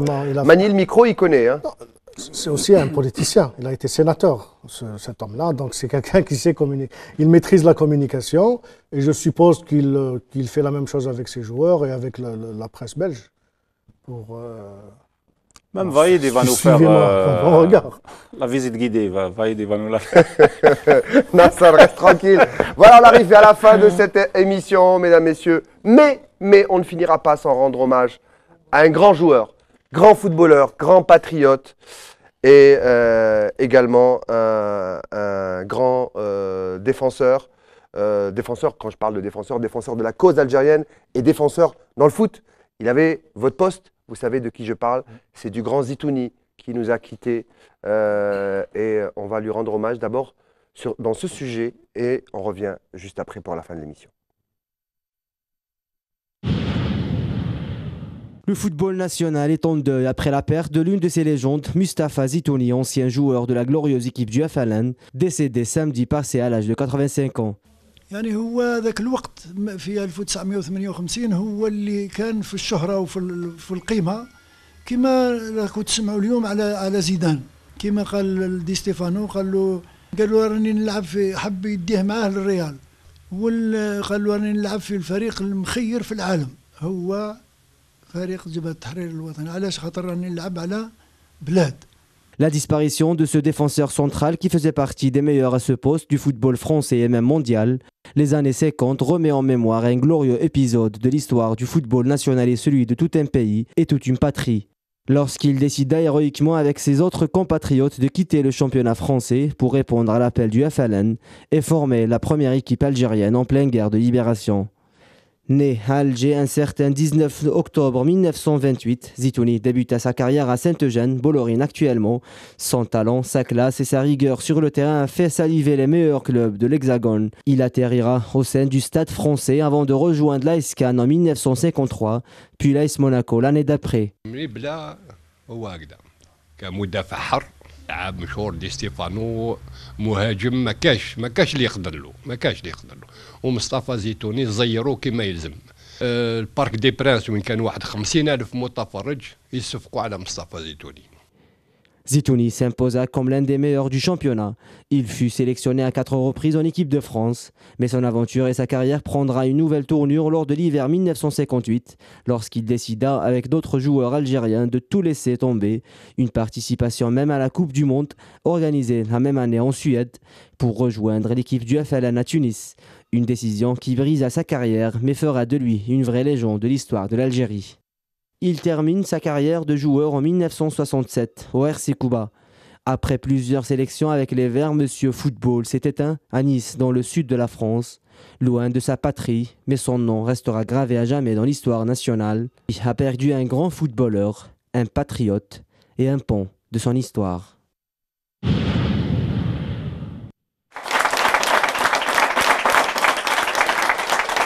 Merci pour ce grand champion qui est mort loin de son pays, alors qu'il a tout quitté pour lui. Il a été enterré loin de son pays. Il a été enterré là où il a vécu les dernières années de sa vie, c'est-à-dire à Nice. Est-ce qu'on lui a rendu hommage suffisamment? Je pense que même si on avait fait plus, ça n'aurait jamais été suffisant. Franchement, on n'en a pas fait assez pour lui. L'important, messieurs, je pense que c'est la mémoire pour les nouvelles générations. Oui, mais il ne faut pas, quand les gens disparaissent, on commence à parler de leur vivant, parce qu'ils ont écrit l'histoire, ils ont été là à une époque. Ils sont une partie de l'histoire. Voilà, une partie de l'histoire. Franchement, c'est un immense joueur, un immense homme, tout simplement. Moi, ce qui m'a le plus chagriné, c'est que le même jour, il y a eu 2 morts. Il y a eu Eusebio, grand joueur qu'on respecte.